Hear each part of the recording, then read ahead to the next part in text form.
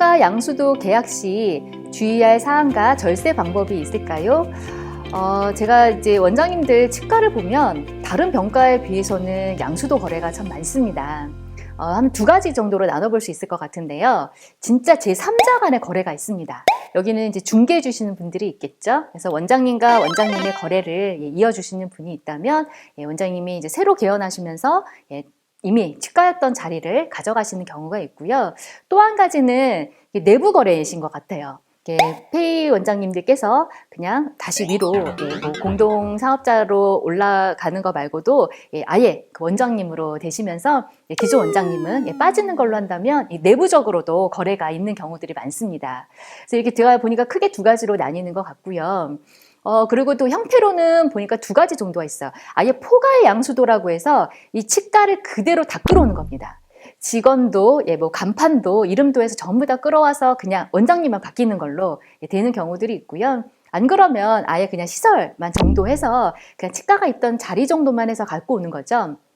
그렇다면 직원은 새로 다 뽑으시고 장비도 새로 사시고 이런 경우들도 있을 겁니다. 그래서 이거는 원장님들이 선택하셔서 이제 그 유형마다 다르게 하시는데요. 양수도 계약서를 가끔 보면 조금 이렇게 미흡한 점들이 좀 많더라고요. 그래서 제가 이런 내용을 조금 넣어봤으면 좋겠다라는 내용을 좀 말씀드리도록 하겠습니다. 일단 제일 중요한 거는 양도 양수 일자입니다. 이 형태를 일단 결정하고 나서는 제가 며칠로 할지 날짜를 하루를 딱 정해야 돼요. 그날이 되면은 폐업과 새로운 개원이 같이 이루어지기 때문에 날짜가 중요하고요. 그리고 더 중요한 건 금액이겠죠. 자, 이 양수도 금액을 얼마로 하느냐라는 건 정하는 건 사실 병원의 어떤 가치 평가라든지 아니면 앞으로의 미래, 앞으로 지금 제가 쌓아놓은 것들이 있다든지 뭐 시설 장치가 오래되지 않았다든지 이런 상황들을 보셔서 결정을 하시면 될 것 같은데, 여기서 제가 이제 세무적으로 아니면 계약서 작성 시 좀 주의할 것들은 이 양도 양수되는 이 자산들을 좀 열거를 좀 잘 해놓으셨으면 좋겠어요. 임대 보증금은 얼마, 또 이 시설 집기료는 얼마, 그리고 환자미 뭐 이렇게 차트 이런 것들은 또 우리가 어떤 이제 그 권리금이라는 가치로 넘길 수가 있거든요. 그래서 내용을 조금 자세하게 넣으면 좀 좋겠다라는 제가 생각이 들더라고요. 나중에 그냥 금액만 딱 한 줄 있고 뭘 넘기는지 또 없는 경우들도 있어서요. 여기서 중요한 건 저희 세무적으로 중요한 게 바로 영업권, 권리금이라고 하는 겁니다. 이 금액을 도대체 얼마를 설정할지는 누가 정하냐면 이거는 양도하시는 분이 정하셔야 돼요.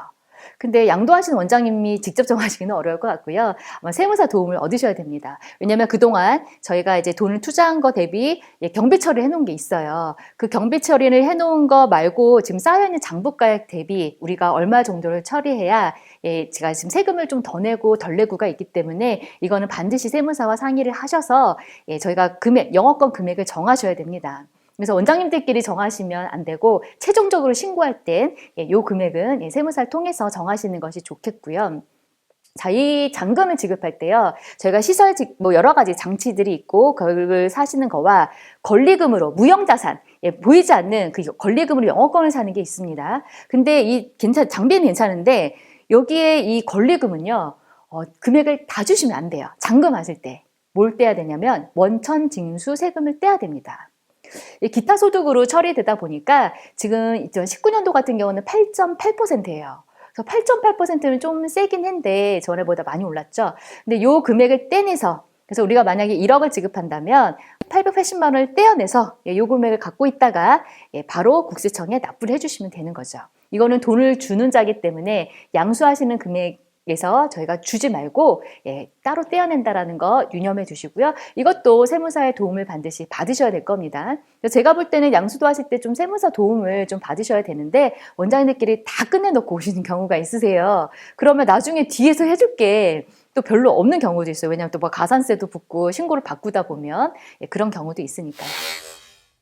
자, 그리고 대금의 지급 시기, 뭐 이런 지급 방법, 이거는 뭐 계약금 얼마, 중도금 얼마, 또 그리고 내부 거래를 하실 때는 사실 그 일시금으로 못 주시는 경우들도 많으세요. 그럴 때는 이제 좀 분할해서 앞으로 좀 주겠다라고 하시는데 이렇게 분할해서 주겠다라는 것도 계약서에 잘 적어 놓으셔야 됩니다. 왜냐면 실질적으로 그렇게 지급하지 않더라도 일단 계약서 상에서는 필요하니까요. 그리고 만약 중도에 계약이 해지가 되면 뭐 이거는 뭐 좀 계약금을 포기한다던가 약간 배상 책임이 있을 수 있으니까 그런 내용도 필요하고요. 근처에 개원을 좀 금지하는 사항을 넣기도 합니다. 예, 뭐 반경 몇 킬로 내에서는 같은 치가로 우리가 뭐 몇 년간 개원하면 안 된다 이런 이제 조항들을 넣기도 하고요. 뭐 간판, 상호, 5개 광고물, 홈페이지 뭐 이런 전화번호 이런 걸 어떻게 다 승계할지 아닐지 뭐 새로 할지 이런 것도 같이 정하시고요. 또 직원도 중요하죠. 직원. 예, 아마 직원들이 제일 이제 결정하기 어려우실 텐데 직원의 이 퇴직금이 좀 문제가 됩니다.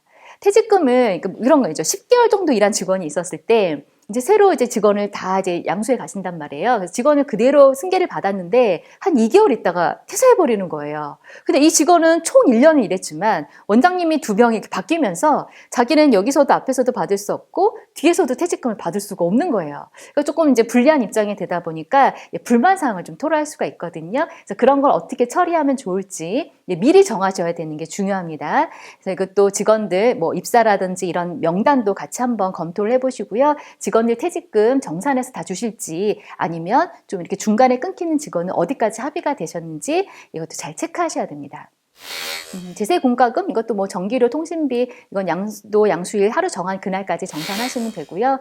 또 미지급한 것들 또 리스로 남은 거 당연히 또 정산하시고 또 환자 진료 기록부를 우리가 좀 어떻게 처리할지 여기서 진료비 미리 받은 선수금과 또 나중에 AS 하는 금액들 이런 게 있다면 이건 어떻게 앞으로 저희가 정산을 할지 이건 조금 뭐 누군가 조금 손해보고 할 수는 있어요. 왜냐하면 미래 일이기 때문에 좀 모르는 일이기도 하니까 그거는 이제 상황에 따라서 원장님들끼리 결정하시면 되겠습니다. 비밀 유지 의무도 하나 넣어놓으시면 좋을 것 같아요.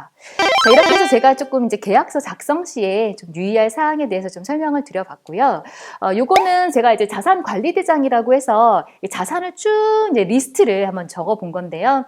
뭐 상세하게 좀 주시면 좋지만 뭐 대략적으로라도 어느 정도 언제 구입해서 얼마에 취득해서 지금 장부가액이 얼마 정도 남아있더라 뭐 이 정도는 좀 알려주시면 좋은데 제가 이제 실제 실전에서 거래하시는 걸 보면 서로 이렇게 막 숨기려고 하시는 경우가 많아요. 그래서 막 안 알려주려고 막 자료 달라 그러면 막 안 주고 좀 뭐 또 삐지시고 하는데 저는 가급적이면 좀 오픈해 주시면 좀 좋지 않을까. 그럼 서로 유익한 거 있으면 찾고 서로 좀 유인할 수 있는 걸 하면 좋은데 어차피 이제 양도한수도 하시면 모를 수밖에 없는 것도 있지만 또 다 알게 되는 것도 있거든요.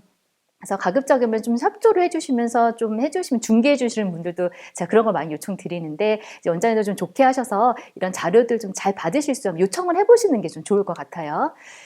자, 이 영어권, 제가 여기서 이제 제일 핵심이 저희가 이 영어권이죠. 영어권은 절세가 가능합니다. 무형자산이라고 하고요. 여기서 권리금이라고 그냥 이해하시면 될 것 같아요. 보통 이제 뭐 상가 거래할 때도 저희가 권리금을 주고 산다라고 하는데 병원도 마찬가지죠.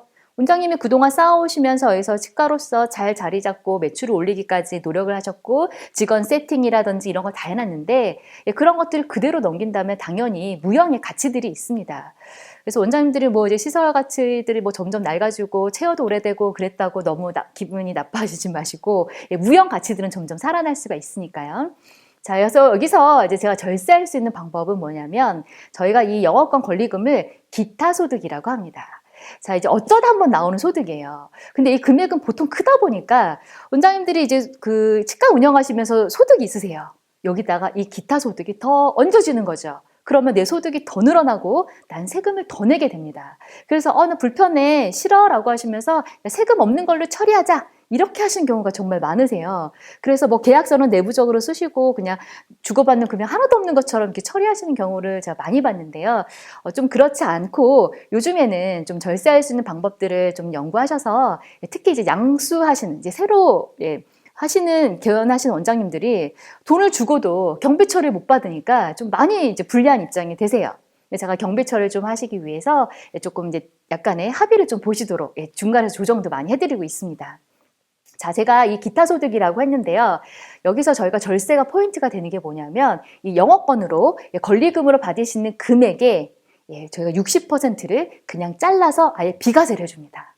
이건 정말 파격적인 건데요. 사실 2018년도 4월까지 이게 바로 저희가 80%가 비과세였습니다.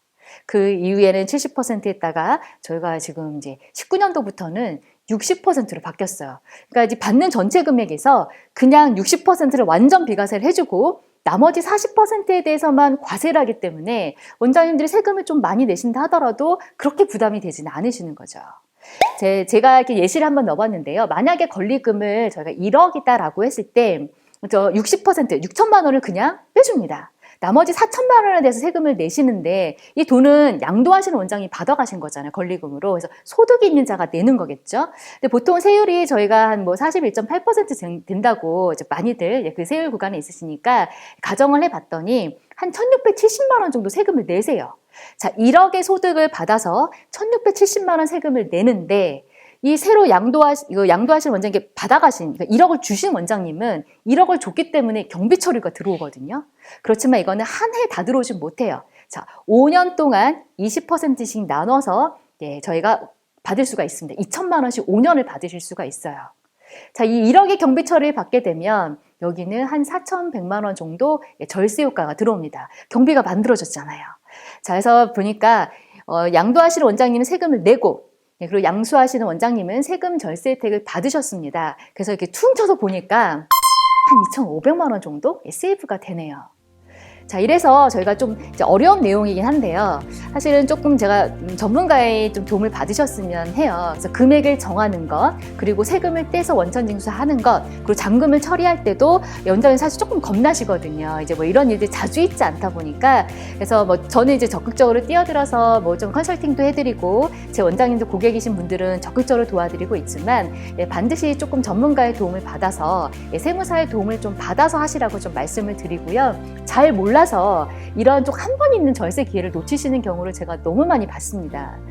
그러니까 조금 영업권이라고 권리금, 기타 소득을 설정을 하셔서 한 번 있는 절세의 기회 잘 활용하시기 바랍니다.